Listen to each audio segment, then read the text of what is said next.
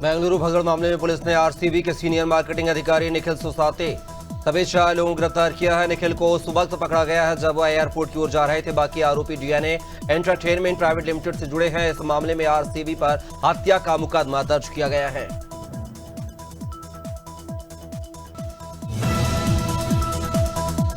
Swedish पर्यावरण कार्यकर्ता Greta Thunberg Israel की रोक के बावजूद गाजा के लिए रवाना हो गई हैं। वे मैडलिन नाम के जहाज से गाजा के लिए दवाइयां, अनाज, बच्चों का दूध और पानी साफ करने के उपकरण लेकर जा रही हैं। इस मिशन में उनके साथ 11 अन्य लोग भी हैं। ग्रेटा ने यह यात्रा इटली के सिसिली द्वीप से 1 जून को शुरू की है। टेस्ला प्रमुख एलन मस्क और डोनाल्ड ट्रंप के बीच तीखी बहस छिड़ गई है। मस्क ने ट्रंप को राष्ट्रपति पद से हटाने की मांग करते हुए कहा है कि उपराष्ट्रपति लेडी वेंस को राष्ट्रपति बनाया जाए। बहस के दौरान मस्क ने ट्रंप का नाम यौन अपराधी जैकी एस्ट्रीन के साथ जोड़ते हुए गंभीर आरोप लगाए हैं। कराची की मालिर जेल से 216 कैदियों के फरार होने के बाद अब हेड कांस्टेबल राशिद शिंगारी भी गायब हो गए हैं। उस वक्त अपराधियों को भगाने में मदद करने का आरोप है। सिंध सरकार ने उसकी गिरफ्तारी का आदेश दे दिया है। घटना के बाद आईजी समेत 23 अधिकारियों को सस्पेंड किया गया है। रिपोर्ट के अनुसार 126 कैदी पकड़े गए हैं, लेकिन 90 अभी फरार हैं। नेपाल की भ्रष्टाचार निरोधक एजेंसी ने पतंजलि योगपीठ नेपाल से जुड़े भूमि घोटाले में पूर्व प्रधानमंत्री माधव कुमार नेपाल पर मामला दर्ज किया है। आरोप है कि उन्होंने काठमांडू के पास योग केंद्र और हर्बल खेती के लिए पतंजलि को जमीन दिलाने में भूमिका निभाई है। चार्जशीट में 93 लोगों को आरोपी बनाया गया है।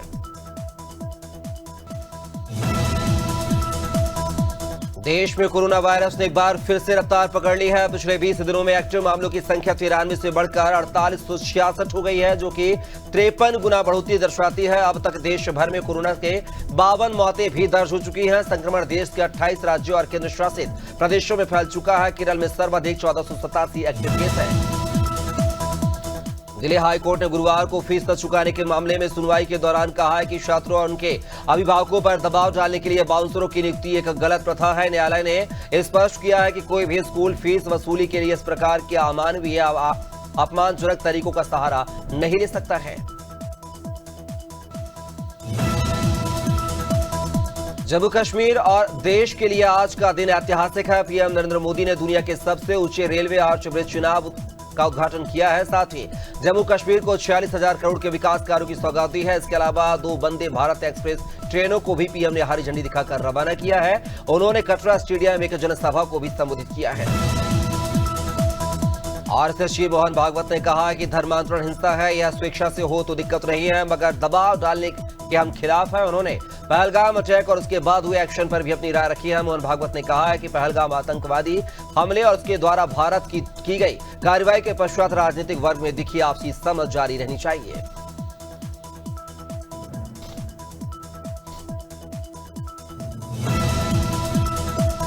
पहलगाम आतंकी हमले के बाद अमरनाथ यात्रा के काफिले की सुरक्षा को लेकर केंद्र और जम्मू कश्मीर सरकार कोई भी चूक नहीं रखना चाहती है। यही वजह है कि पहली बार यात्रा के दौरान जयमाल लगाए जाएंगे, जिससे केंद्रीय सशस्त्र पुलिस बल सुरक्षा प्रदान करेगी। इस बार अमरनाथ यात्रा सिर्फ 38 दिन चलेगी। सुरक्षा में 58,000 जवान तैनात रहेंगे।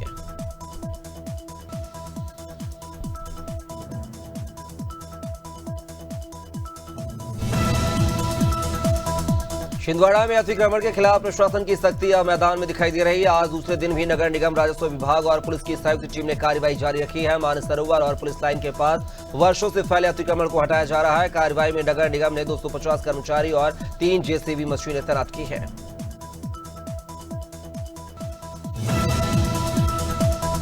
यूपी के फतेहपुर से एक अनोखा मामला सामने आया है, जहां पंचायत के फैसले के बाद एक प्रेमी युगल की मंदिर में शादी कराई गई है। युवक बार बार शादी टाल रहा था, जिससे नाराज होकर पंचायत ने तत्काल विवाह का आदेश दिया है। खागा बाईपास स्थित गौरैया देवी मंदिर में दोनों ने हिंदू रीति रिवाज के साथ 7 फेरे लिए हैं।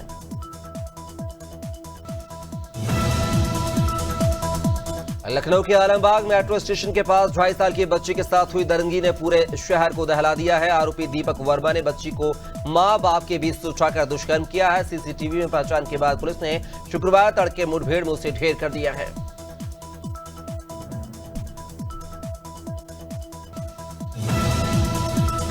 मेरठ में थाना भावनपुर पुलिस और स्वाट टीम की संयुक्त कार्रवाई के दौरान गौ तस्करों से मुठभेड़ हो गई है। इस दौरान एक शातिर गौ तस्कर के पैर में गोली लगी है और उसे घायल अवस्था में गिरफ्तार किया गया है। 2 अन्य साथियों को भी पकड़ा गया है। मौके से अवैध हथियार, कारतूस और बिना नंबर की पल्सर बाइक बरामद हुई है।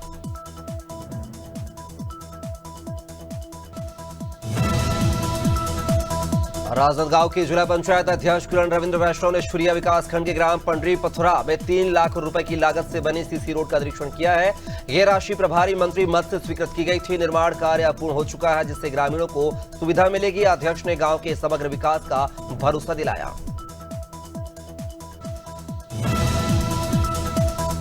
जबलपुर के नेताजी सुभाष चंद्र बोस मेडिकल कॉलेज के फर्स्ट ईयर के स्टूडेंट ने आत्मघाती कदम उठाते हुए सुसाइड कर लिया है। बता दें कि स्टूडेंट शिवांशु गुप्ता हॉस्टल की 4थी मंजिल से नीचे कूद गया था, जिसके बाद गंभीर हालत में उसे कैजुअल्टी लाया गया, जहां उसके इलाज के दौरान मौत हो गई है। फिलहाल उसके आत्महत्या करने के कारणों की जांच हो रही है। सीएम डॉक्टर मोहन यादव की पहल पर मध्य प्रदेश में 30 मार्च से शुरू हुआ जल गंगा संवर्धन अभियान अब जन आंदोलन का रूप ले चुका है। यह अभियान 30 जून तक चलेगा, जिसका उद्देश्य जल संरक्षण और संवर्धन को लेकर जन जागरूकता फैलाना है। इसी क्रम में मंडला जिले के चौकोर नदी के उद्गम स्थल पर एक विशेष कार्यक्रम आयोजित किया गया है। भोपाल की अवधपुरी थाना पुलिस ने एक शातिर चोर को गिरफ्तार करने में सफलता हासिल की है। साथ ही आरोपी के पास से लगभग 16 लाख रुपए की ज्वेलरी और कैश बरामद किया गया है। जानकारी के मुताबिक आरोपी सूने मकान की पहले रेकी करता था और मौका पाकर वारदात को अंजाम देकर रफू चक्कर हो जाता था। पुलिस ने मुखबिर की सूचना पर आरोपी को दबोच लिया है।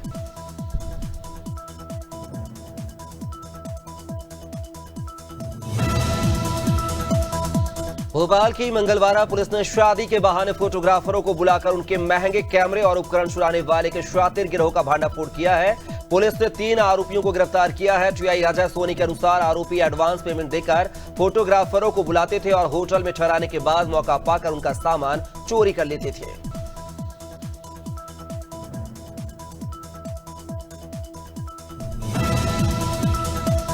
राजधानी भोपाल में पीडब्ल्यूडी मंत्री राकेश सिंह ने सड़कों के मेंटेनेंस को लेकर समीक्षा बैठक की है, जिसमें विभागीय अधिकारी मौजूद रहे हैं। बैठक के बाद मंत्री राकेश सिंह ने कहा है कि 8, 9 और 10 जून को पीडब्ल्यूडी आयाम सड़कों पर होंगे और हर सड़क का निरीक्षण होगा और लोक कल्याण सरोवर बनाए जाएंगे।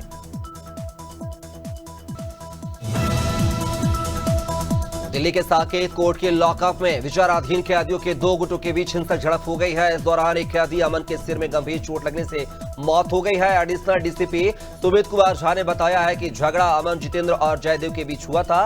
अमन को गंभीर हालत में अस्पताल ले जाया गया था, जहां उसने दम तोड़ दिया। अंबिकापुर से के दिल दहला देने वाली वारदात सामने आई है, जहां शराब नहीं पिलाने से नाराज बड़े भाई ने छोटे भाई की चाकू से गला रेतकर हत्या कर दी है। यह घटना शहर के मध्य स्थित कला केंद्र ग्राउंड में हुई है, जो कि एसपी और कलेक्टर कार्यालय से मात्र 200 मीटर की दूरी पर है। वारदात के बाद आरोपी फरार हो गया है। कोतवाली पुलिस और एफएसएल की टीम मौके पर पहुंची और जांच की है। देवास में जन्म प्रमाण पत्र को लेकर बड़ा फर्जीवाड़ा सामने आया है। तहसीलदार ने महाकाल ऑनलाइन नामक दुकान पर छापा मारकर 24 घंटे में जन्म प्रमाण पत्र देने का दावा करने वाले युवकों को रंगे हाथों पकड़ा है। आरोपी आशीष बैस ने ग्राहक से 1000 रुपए लेकर उत्तर प्रदेश का फर्जी प्रमाण पत्र तैयार किया, जिस पर ग्राम पंचायत फुलसी की सील और हस्ताक्षर लगे थे। उत्तराखंड के हल्द्वानी स्थित सुशीला तिवारी मेडिकल कॉलेज में 600 आउटसोर्सिंग कर्मचारी वेतन नहीं मिलने से नाराज होकर धरने पर बैठ गए हैं। बीते 18 वर्षों से सेवा दे रहे इन कर्मचारियों को 3 महीने से वेतन नहीं मिला है। अब प्रशासन कह रहा है कि उनके पद कभी स्वीकृत ही नहीं थे। कर्मचारियों ने आरोप लगाया कि उन्हें 18 साल तक अंधेरे में रखकर काम कराया गया और अब हटाया जा रहा है। नैनपुर में एक वाहन अनियंत्रित होकर पलट गया है, जिसमें 15 लोग घायल हो गए हैं, जिनमें एक बच्चे की इलाज के दौरान मौत हो गई है। बताया जा रहा है कि बैरागी समाज के लोग शादी के बाद पहली बार बेटी को लेकर नारायणगंज से किरनापुर आ रहे थे। इसी दौरान यह हादसा हो गया है, जिसके बाद सभी घायलों को इलाज के लिए नैनपुर सिविल अस्पताल लाया गया है। अलीगढ़ के जबा थाना क्षेत्र के रामपुर गांव से साइबर ठगी का मामला सामने आया है। टाटा फाइनेंस कंपनी के नाम पर बेरोजगार युवक को नौकरी का झांसा देकर लाखों की ठगी कर ली गई है। पीड़ित ने 1930 पर शिकायत भी दर्ज कराई है, लेकिन अब तक कोई समाधान नहीं मिला है। ठगे गए युवक और उसका परिवार बेहद परेशान है।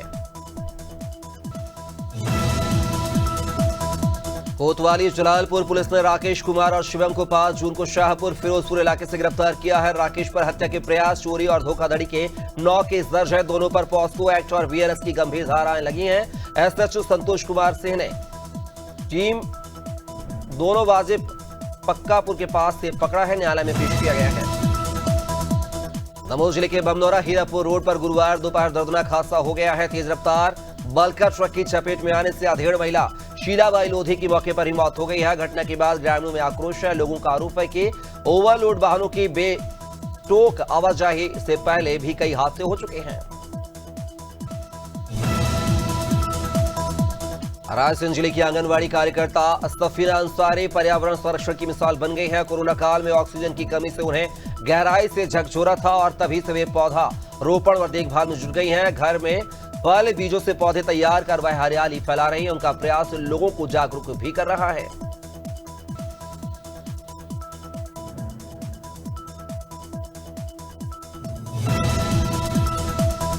खनिया थाना के मायापुर थाना क्षेत्र में पुरानी रंजिश के चलते एक युवक पर जानलेवा हमला किया गया है। 4 आरोपियों ने मिलकर लाठी, लोहे की रॉड और कुल्हाड़ी से युवक को बुरी तरह पीटा है। युवक ने थाने पहुंचकर शिकायत दर्ज कराई है। पुलिस ने चारों आरोपियों पर गंभीर धाराओं में मामला दर्ज कर जांच शुरू कर दी है।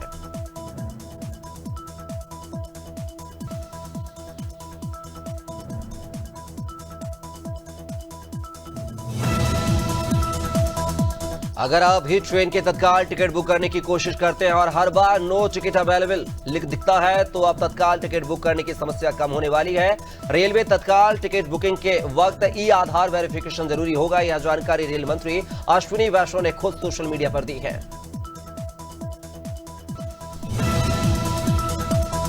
राफेल फाइटर जेट की मेन बॉडी अब हैदराबाद में बनेगी। इसे फ्यूलॉज कहा जाता है। भारत की टाटा एडवांस सिस्टम लिमिटेड यानी TASL ने इसके लिए फ्रांस की कंपनी असॉल्ट एविएशन के साथ 4 प्रोडक्शन ट्रांसफर एग्रीमेंट साइन किए हैं। राफेल की पहली फ्यूलॉज यूनिट 2028 में असेंबली लाइन से बाहर आएगी। सेंट्रल बैंक ऑफ इंडिया ने future generally India insurance company limited ने 24.91% हिस्सेदारी खरीद ली है। बैंक ने future generally Indian life insurance company limited में भी 25.18% हिस्सेदारी हासिल की है। यह डील 4 जून को पूरी हुई है।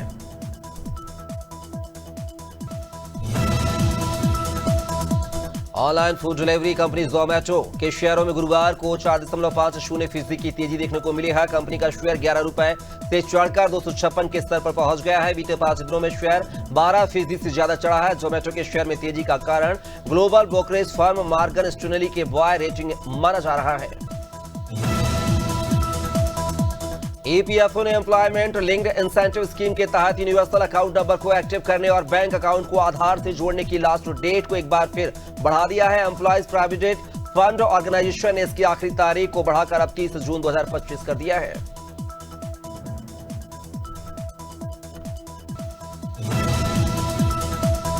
बेंगलुरु भगदड़ मामले में सीएम सिद्धारमैया ने पुलिस को आरसीबी और जीएनए इवेंट मैनेजमेंट एजेंसी के अफसरों को अरेस्ट करने का आदेश दिया है। साथ ही बेंगलुरु के पुलिस कमिश्नर समेत 8 अफसरों को सस्पेंड कर दिया है। सीएम सिद्धारमैया ने कहा है कि मामले की जांच के लिए हाई कोर्ट के रिटायर्ड जज की अध्यक्षता में एक सदस्यीय जांच आयोग बनाया गया है।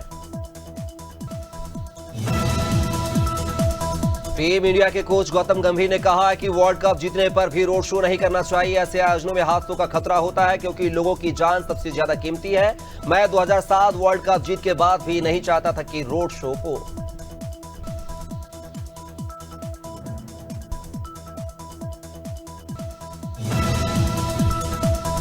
भारत के खिलाफ टेस्ट सीरीज के पहले मैच के लिए इंग्लैंड टीम का ऐलान हो गया है। इंग्लैंड क्रिकेट बोर्ड यानी कि ECB ने गुरुवार को 14 मेंबर स्क्वाड का ऐलान किया है। बेन स्टोक्स की कप्तानी वाली इस टीम में जेमी ओवरटन को मौका मिला है। वहीं गस एटकिंसन चोट के कारण टीम में नहीं चुने गए हैं।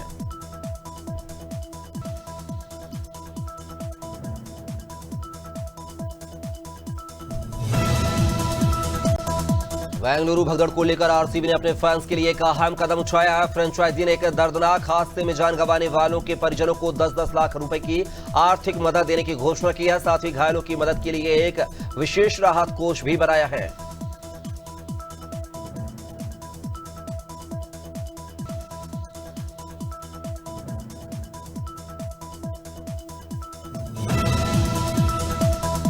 भारतीय बल्लेबाज केएल राहुल इंग्लैंड में इंडिया ए टीम के हिस्सा बन गए हैं। वे 6 जून को इंग्लैंड लायंस के खिलाफ शुरू होने वाले दूसरे अनऑफिशियल टेस्ट से पहले टीम में शामिल हुए हैं।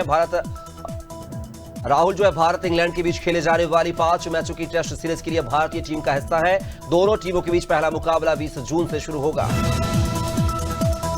बस्तर की धरती एक बार फिर सिनेमा के माध्यम से इतिहास रचने जा रही है। चर्चित फिल्म द केरला स्टोरी और बस्तर द नक्सल स्टोरी के निर्देशक सुदीप्तो सेन ने बस्तर पर आधारित अपनी नई फिल्म की घोषणा कर दी है। यह फिल्म बस्तर में नक्सलवाद के खात्मे को केंद्र में रखकर बनाई जाएगी।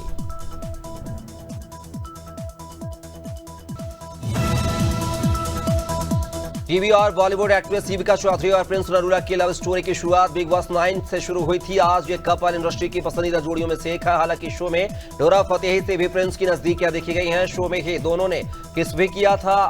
अब इस बात को लेकर प्रिंस नरूला की पत्नी और एक्ट्रेस दीपिका चौधरी ने चुप्पी तोड़ दी और कहा है कि रियल लाइफ पूरी लाइफ अलग होती है। पाकिस्तान के बड़बोले कॉमेडियन इख्तियार ठाकुर ने पंजाब फिल्म इंडस्ट्री को लेकर बड़े दावे किए हैं। कॉमेडियन ने कहा है कि पाकिस्तान के कलाकारों के बिना पंजाब में फिल्में नहीं चलती हैं। पंजाब फिल्म इंडस्ट्री ने हमारे कलाकारों पर 300 से 350 करोड़ रुपए का इन्वेस्ट किया है। इख्तियार ने कहा है कि उनकी 16 पंजाबी फिल्में साइन थी। अक्षय कुमार की हाउसफुल 5 को रिलीज होने में अब कम समय रह गया है। मेकर्स ने इस फिल्म के लिए करीब एक हफ्ते पहले से एडवांस बुकिंग खोल दी थी। देश भर के अलग अलग हिस्सों में फटाफट इसकी टिकटें बिक रही हैं। सिर्फ पीवीआर, आइनॉक्स और सिनेपोलिस में ही इसकी 40,000 से ज्यादा टिकटें बिक चुकी हैं।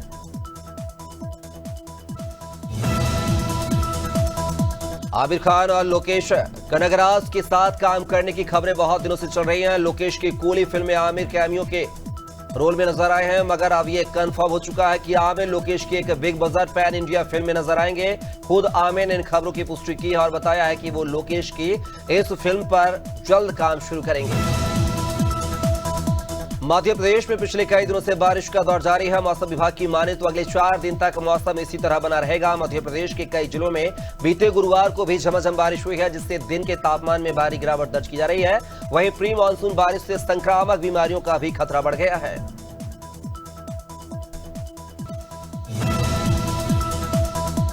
छत्तीसगढ़ में अगले 5 दिनों में तापमान 2 से 4 डिग्री सेल्सियस तक बढ़ने की संभावना जताई जा रही है। इस समय मानसून की गतिविधि थमी हुई है। हालांकि मौसम विभाग ने राजधानी रायपुर समेत कुछ इलाकों में बादल गरजने के साथ तेज हवा चलने की संभावना जताई है। अधिकतम तापमान लगभग 39 डिग्री सेल्सियस और न्यूनतम तापमान करीब 27 डिग्री सेल्सियस दर्ज किया गया है। उत्तर प्रदेश में अब फिर गर्मी अपना सितम ढाने के लिए तैयार है। इस दौरान मौसम विभाग का कहना है कि प्रदेश के अलग अलग जिलों में तापमान में 5 से 6 डिग्री सेल्सियस तक का उछाल देखने को मिलेगा और अधिकतम तापमान 44 डिग्री सेल्सियस के पार जा सकता है। वहीं मौसम वैज्ञानिकों का कहना है कि गर्मी का यह 3rd डिग्री टॉर्चर 10 जून तक देखने को मिलेगा। मौसम विज्ञान केंद्र के पूर्वानुमान के अनुसार आज उत्तरकाशी, चमोली, रुद्रप्रयाग, बागेश्वर, पिथौरागढ़ जिलों में कहीं कहीं हल्की बारिश हो सकती है, जबकि अन्य जिलों में मौसम शुष्क रहेगा। आगामी 10 जून तक मौसम साफ रहने की संभावना है, जबकि 11 जून से एक बार फिर मौसम का मिजाज बदल सकता है।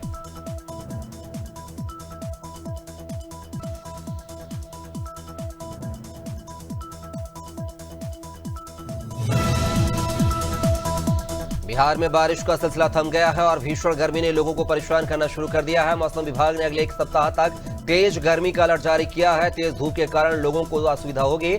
शुक्रवार को कुछ जिलों में हल्की बारिश की संभावना है। अगले कुछ दिनों तक गर्मी का असर बना रहेगा।